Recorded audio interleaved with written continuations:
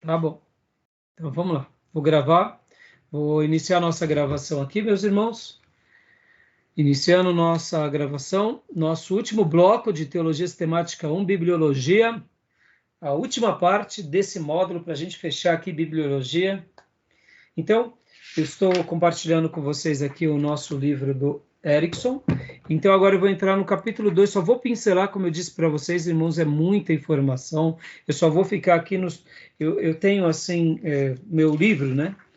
Ele está bem rabiscado, né? Eu gosto muito. Inclusive, irmãos, é o meu jeito de estudar. Eu fico conversando com o autor, escrevendo, tirando dúvida, destacando. Muitas vezes eu escrevo, né? Sensacional. Que linda essa frase. Outra hora eu coloco, não gostei, não concordo.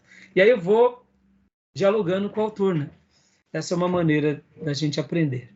É claro que esse autor aqui, ele é tão extraordinário que a questão que muitas vezes eu discordo é simplesmente a questão de organização, de uma ideia eu achar melhor colocar no lugar de outra, mas ele, o que falar dele? Ele é um clássico, tá bom? Então vamos lá.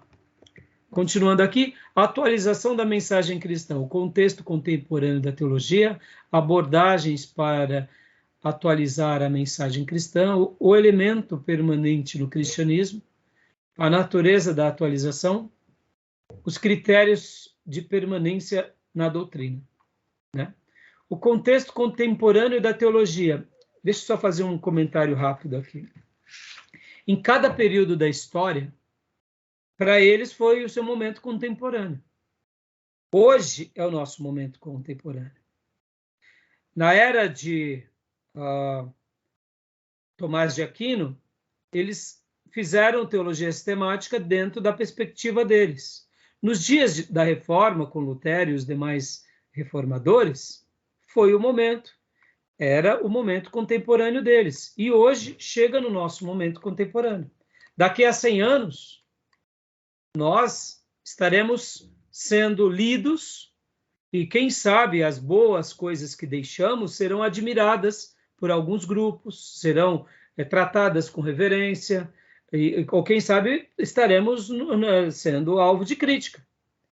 Como que cuidamos da igreja nos nossos dias?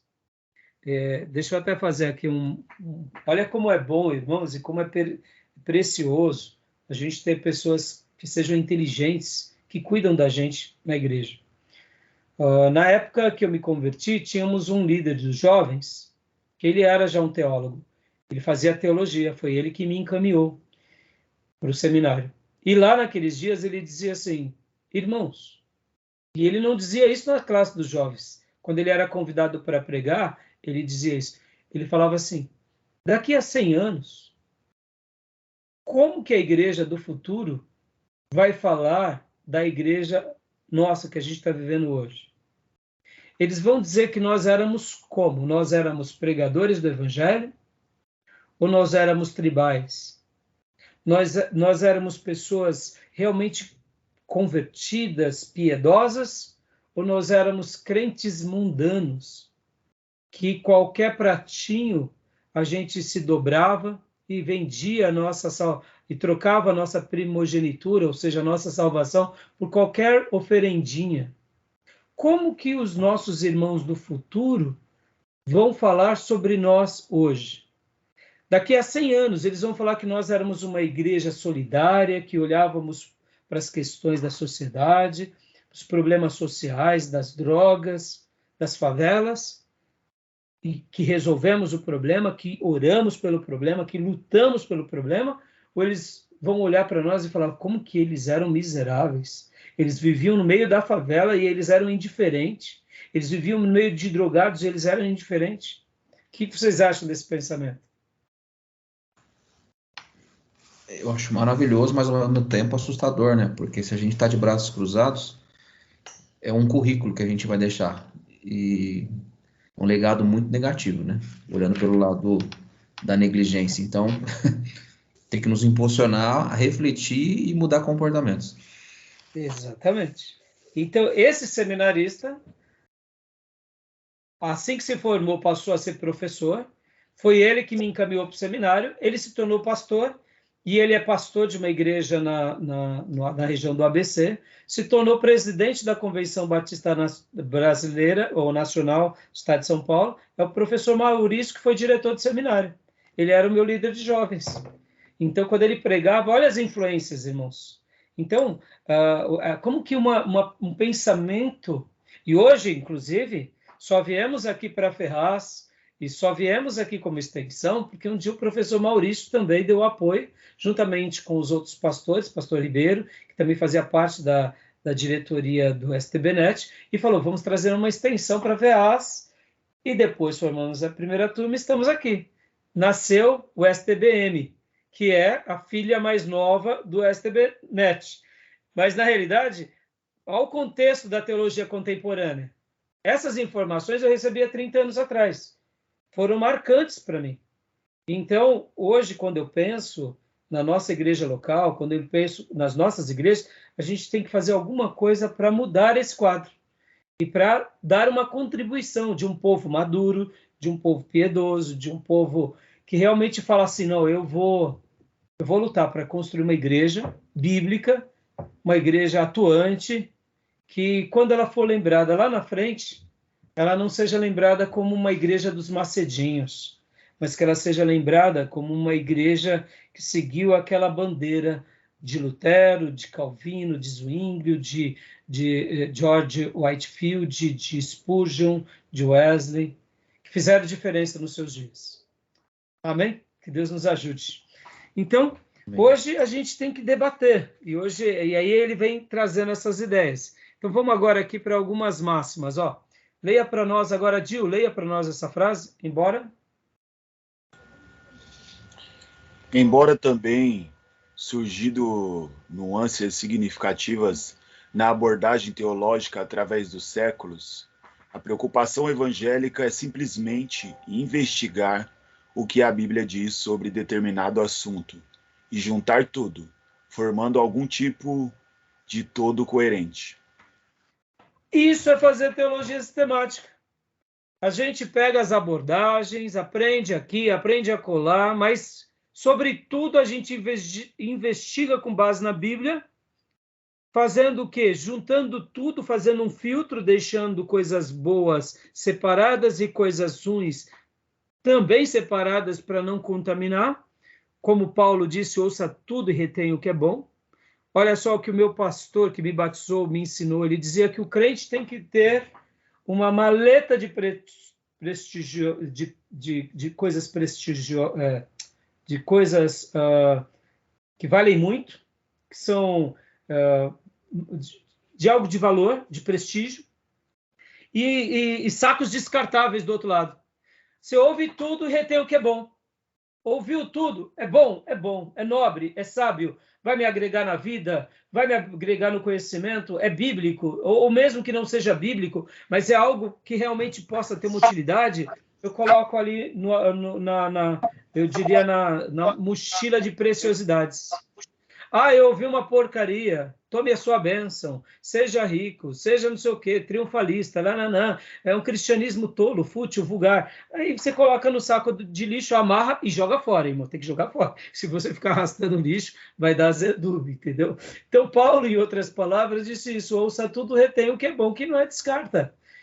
Podem ver que esse é o exercício, né? Então, aqui a gente está estudando agora a atualização da mensagem cristã, ou seja, o contexto contemporâneo da teologia, mas na realidade fazer teologia é isso, e teologia sistemática também resume-se nisso. Acabou, meus irmãos? Gostaram aí da ideia da mochila de preciosidades e dos sacos de lixo descartável? Pode ver, irmãos, é assim.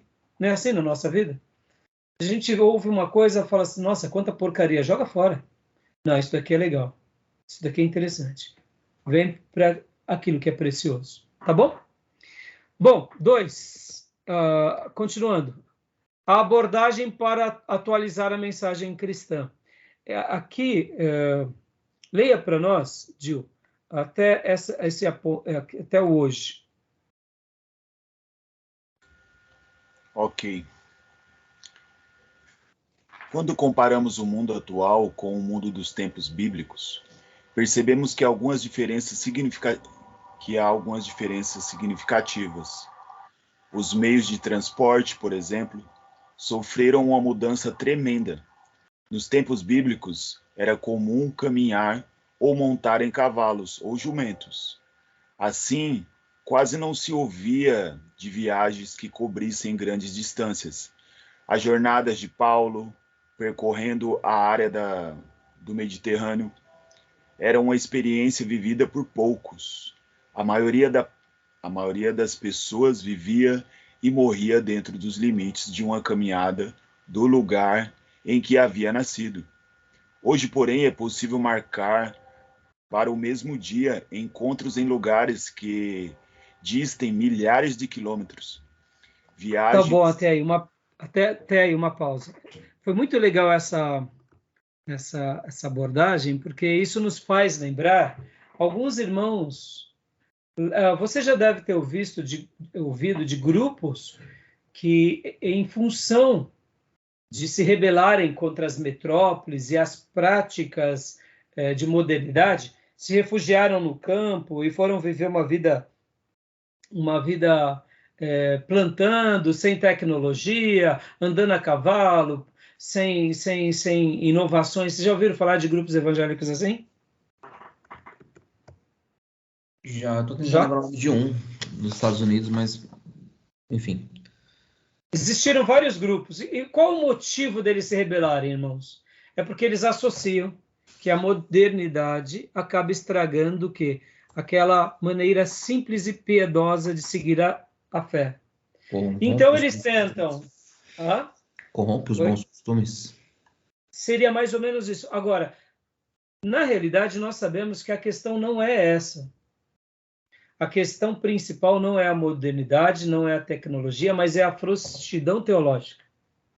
É a falta da compreensão de que até onde nós podemos agir e interagir, e como eu disse, o mundo evolui, as suas tecnologias evoluem, a comparação que o autor deu aqui é brilhante.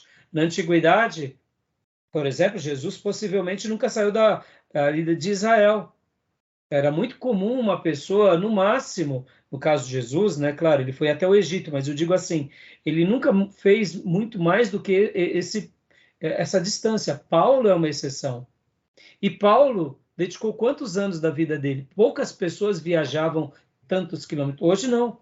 Hoje você pode rodar pelo mundo em uma vida.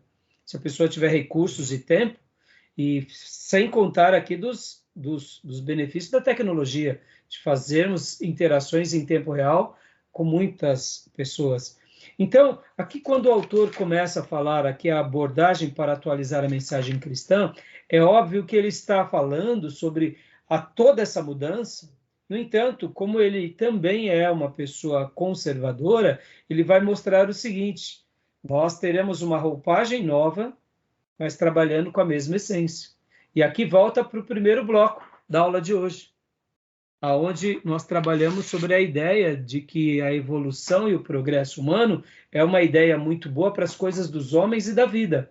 Mas quando se diz a respeito de Deus e da sua palavra e de uma religião escriturística, ela não se casa, ela não coaduna. Por quê? Porque assim como o ser humano é temporal e evolui e progride, Deus é eterno e a palavra dele é eterna.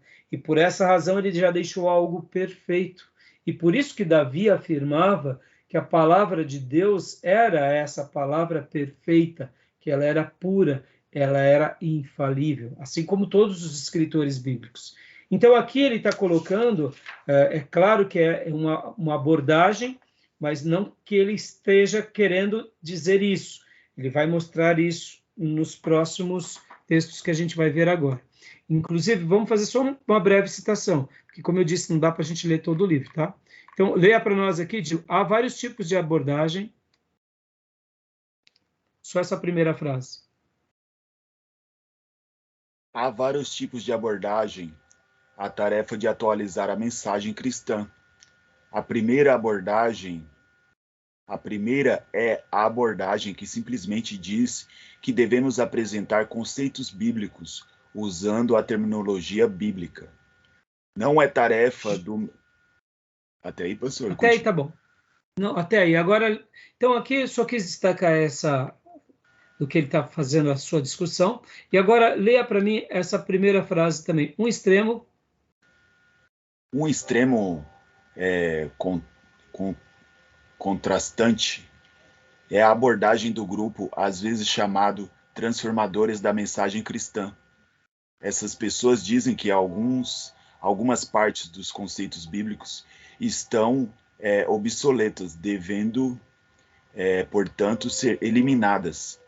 Ou seja, basicamente o que nós falamos no primeiro encontro da aula de hoje, mostrando o seguinte, que essa turma que, em nome da ciência, em nome do progresso e do conhecimento, e até mesmo da adaptação, está dizendo, olha, vocês estão ultrapassados, vocês são obsoletos. Se vocês continuarem com essa mensagem, vocês naufragarão.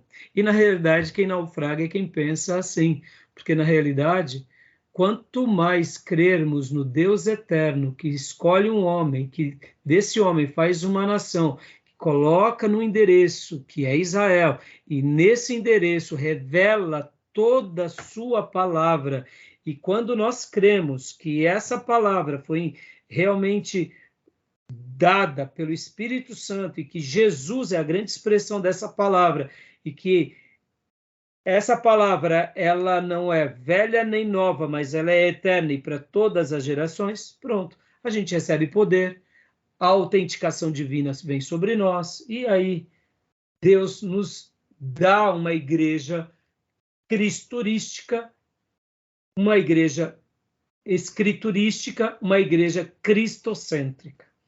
E aí a glória dele se manifesta. E aqui uma terceira, agora você pode ler toda essa frase aqui, esse parágrafo, Gil. Uma terceira posição fica a meio do caminho entre as outras duas. É a dos tradutores da mensagem cristã. Essas pessoas são basicamente conservadoras, no sentido de desejar manter o conteúdo essencial do ensino bíblico.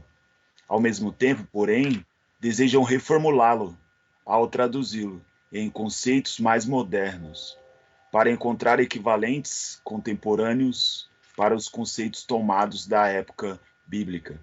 Os tradutores empenham-se para tornar a mensagem bíblica compreensível para a mentalidade moderna, mas não creem que ela possa ou deva tornar-se necessariamente aceitável para padrões. Fazê-lo seria alterar a própria natureza da mensagem, pois ela possui uma dimensão intrínseca que sempre causará escândalo para os seres humanos pecadores. Fantástico. Em outras palavras, o que o nosso irmão está dizendo em palavras rebuscadas, prolixa, é quem não tem a mente espiritual não compreende as coisas espirituais. Quem não tem a mente de Cristo não vai compreender. E aqueles que tentam traduzir para achar que as pessoas precisam de uma explicação é porque de fato não creem na palavra e não creem em Deus como de fato deveria. Tá bom, meus irmãos? Tá bom até aí? Então, tá dando para compreender? Né, pastor? Ou seja, apesar da evolução, né? Quem pensa dessa forma, há um retrocesso absurdo, né? Espiritualmente falando, né? Apesar da evolução. Exatamente, Gil. Por mais que a pessoa se torne religiosa, Gil. E aqui, ó, deixa eu até dizer uma coisa. Nós não podemos negar que as pessoas são religiosas. Não, elas são. Isso é fato. As pessoas são religiosas, elas acreditam na religião. Podem ver que o mundo sempre foi religioso. Nessa obra aqui, na parte da introdução, o nosso querido irmão Erickson, ele comenta muito sobre isso aqui no prefácio. Que nós não... no prefácio? É por aí, isso. Que o ser humano, ele sempre teve um viés religioso, e é no prefácio? Em alguma parte, ou é na parte 1 mesmo, que é fazer teologia, eu acho que é isso aí. Que nós, seres humanos, somos inclinados à religião. O religare está no ser humano. Agora, se a minha religião é a verdadeira, aí é outra questão. Então, é isso aí. Então, leia para nós, Gil, essa frase aqui, que está em destaque. Deus usa nossos esforços por transmitir sua verdade do modo mais compreensível que conseguimos. O que precisamos fazer é manter o significado essencial do ensino bíblico, ao mesmo tempo que aplicamos a situação contemporânea. Olha que fantástico, irmãos. Por isso que hoje eu me deliciava, né, em ter escrito aquilo que eu te dei para vocês no primeiro bloco. Podem ver que a maneira em que ele pensa é assim. Ou seja, nós nos esforçamos para compreender, nós nos dedicamos, nos esmerilhamos, mas depois de tudo feito, a gente vai para a palavra dele e aplicamos a palavra dele no nosso dia, de uma forma simples. Por quê? Porque acreditamos que ele é eterno e que aquele que é eterno nos deu uma palavra que é eterna e ela é inerrante, que ela é infalível, que ela é necessária, que ela não tem e nunca terá erros e que ela nos conduzirá numa vida em triunfo. E dessa forma a gente vai poder viver a experiência do Deus que a inspira na nossa vida, e é por isso que as digitais de Deus passam a marcar a nossa vida com milagres e dar frutos espirituais concernentes ao que cremos. É como se Deus dissesse: tá bom, meu filho, eu estou vendo tanto que você crê em mim e que você não faz da minha palavra um ajuste aos seus dias. Pelo contrário, você faz com que os seus dias se ajustam à minha palavra. Logo, eu vou te abençoar, eu vou estar com você. E aí pronto. E aí nasce de novo, não tem jeito, virar crente. A palavra é vira crente. Ah, tá bom, meus irmãos? Então, é legal, né? Aí, termo, bom, pode falar. Me permite só um comentário, pastor? Esse Yeah. termo aqui, que Deus usa nossos esforços, é muito interessante, né? Achei isso Você aqui vê, Gil, magnífico. é muito legal, porque Deus usa nossos esforços. Vamos falar aqui. Deixa eu até gastar um minuto aqui. Por que Deus pede para a gente sacrificar, sendo que o maior sacrifício Jesus já fez? Então, em tese, nosso sacrifício não serve de nada. Ele não serve de nada para a autorredenção, mas ele serve para muita coisa como demonstração de amor. Então, os nossos esforços e as nossas práticas, na realidade, só demonstram uma única coisa: que amamos a Deus, amamos a sua palavra e amamos a expansão do seu reino.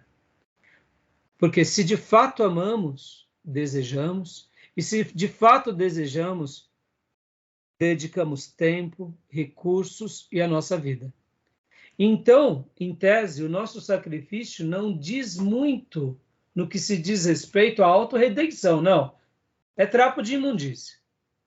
Mas diz muito como devoção de uma oferta suave e agradável a Deus, expressando: Deus, eu realmente te amo, o Senhor é o ser mais desejado por mim, os teus temas, que é a tua palavra, são os mais interessantes para mim, e eu quero colocar em prática tudo que o Senhor me ensina, porque eu te amo e quero expandir o teu reino na minha vida, no meu lar, na nossa igreja, no nosso mundo. E podem ver que quanto mais sacrifício dedicamos ao reino, mais Deus se manifesta na nossa vida. Aí eu digo, mas ele não poderia se manifestar sem os nossos sacrifícios? Poderia. Mas aí nasce uma pergunta: será que veríamos que é Deus agindo? Ou será que acharíamos que é a própria virtude nossa? Ou que, por exemplo, fomos destinados por acaso de ter um privilégio sobrenatural na vida? Estão entendendo? Se de repente eu fosse agraciado por tantas digitais divinas na minha vida, será que eu não me vangloriaria achando que eu sou melhor do que as pessoas? Mas já que Deus me dá mandamentos condicionais e quando eu me coloco a eles, eu vejo os milagres acontecer e se desarmarem coisas, logo entendemos que Deus está simplesmente sinalizando. Podem ver, irmãos, dentro dos mandamentos tem os mandamentos condicionais e os mandamentos incondicionais. Os incondicionais Deus faz, nós não fazemos. Mas nos condicionais, nós precisamos fazer. E por que Deus deixa os condicionais? Para realmente ver se a gente aprende a amá-lo. Para ver se a gente realmente dá valor. Então, em tese, quando a gente se sacrifica, é autoprova de que, para nós mesmos, a gente está dizendo para a nossa alma, puxa, eu estou amando a Deus. É por isso que eu estou dedicando o meu exercício, a minha vida como trabalho a Ele. É por isso que eu estou dedicando as minhas faculdades a aprender a palavra dEle. Por isso que eu estou dando a minha energia a expandir o reino dEle, discipulando pessoas.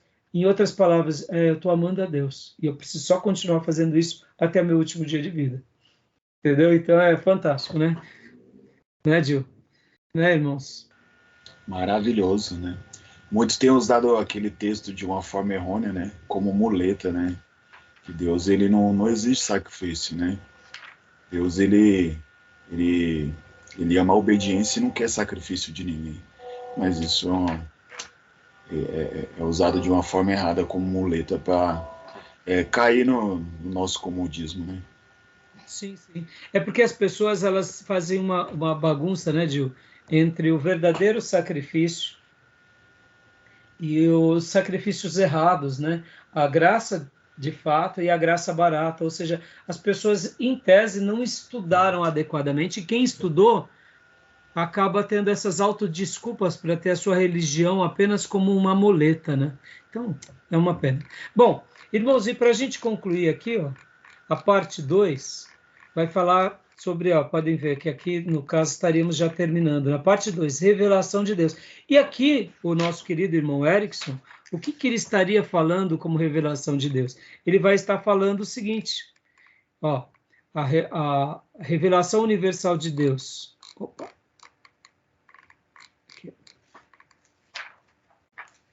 Aqui, parte 2, a revelação universal de Deus. A natureza da revelação, os meios da revelação geral, a realidade e a eficácia da revelação geral, a teologia natural, uma crítica à teologia natural, exames de passagens importantes, revelação geral, porém sem teologia natural, a revelação geral e a responsabilidade humana, implicações da revelação geral. Bom, eu só vou ler aqui para a gente estar terminando essa frase aqui. Ó. Leia para nós, Gil, por gentileza. Ok.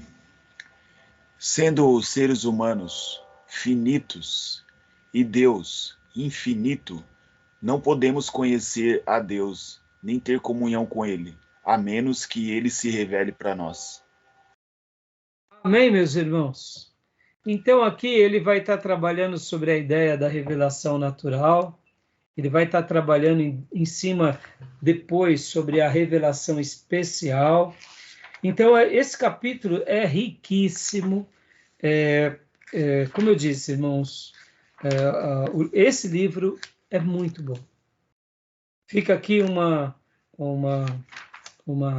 indicação para vocês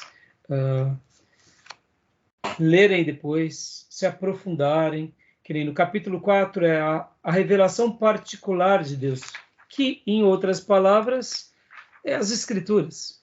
Então, fica aqui essa indicação para que vocês possam ler, para que vocês possam aprender e para que vocês possam se degustar. Tá bom, meus irmãos? Terminamos assim Teologia Sistemática 1, Bibliologia. Posso ouvir glória a Deus? Glória a Deus. Quer dizer, eu terminei. Vocês terão a prova.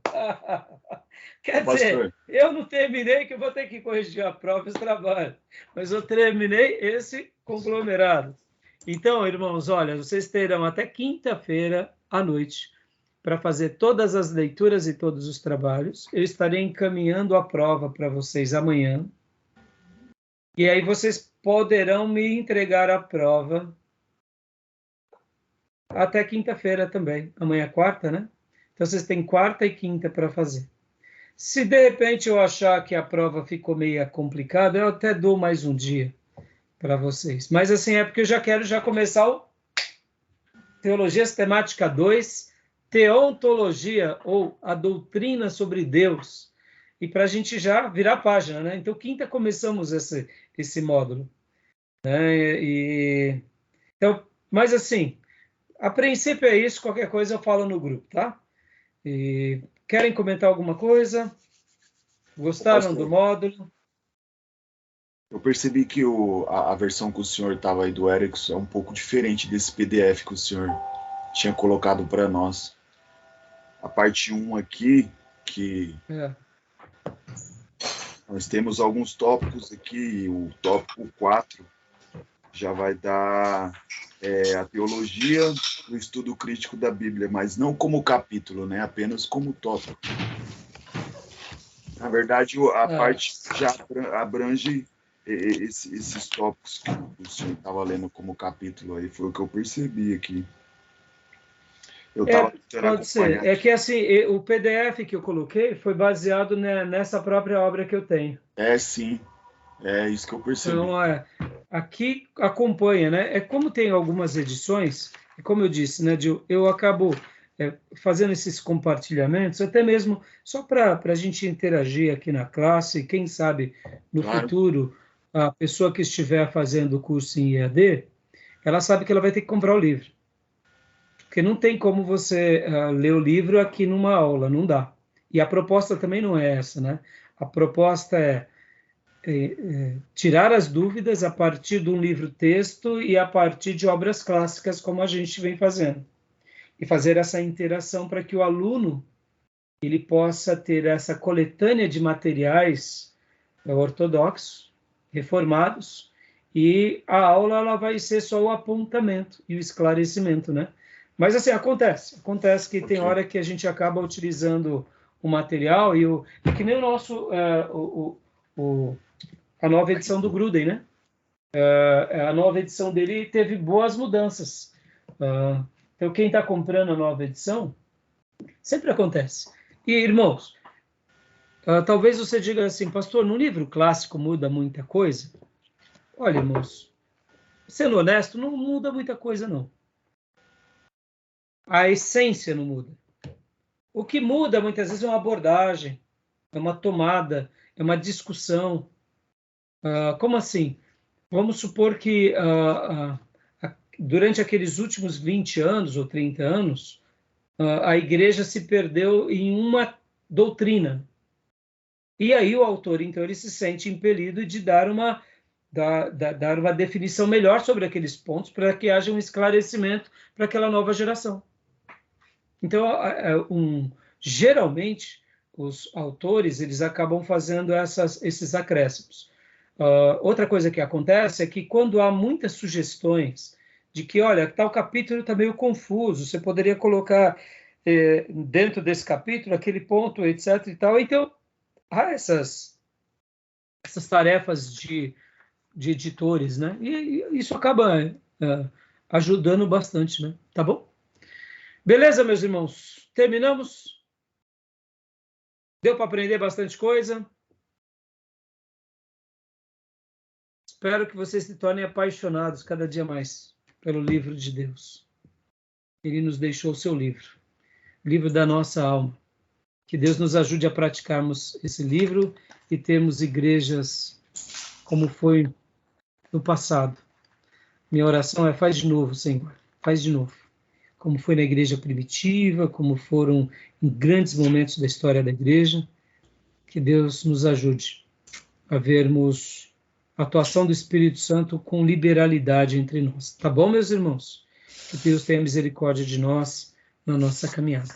Beleza? Amém. Alguma dúvida? Não? Saberei no dia da prova. Pastor, não faz isso. O pastor começa a chorar com quem dera das ovelhas, pastor. É por isso que pastor chorou bastante, né, pastor? Chorou bastante, né? Irmãos, deixa eu só fazer um adendo aqui.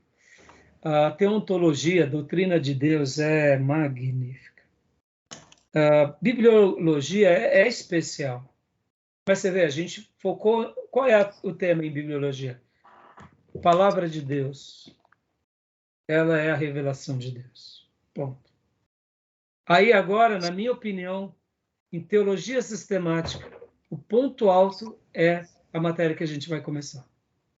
A pessoa de Deus. Os atributos de Deus. E aí? Aí depois os demais são delícia. Mas, na minha opinião... Agora, a gente só chega a essa compreensão por quê? Infalível, inerrante, necessária. Aleluia. Glória a Deus. Aí a gente pode falar a pessoa dele, porque é ela que vai dizer quem ele é. E como é bom crer, irmão, porque quanto mais a gente crê, mais os nossos olhos são abertos para a revelação.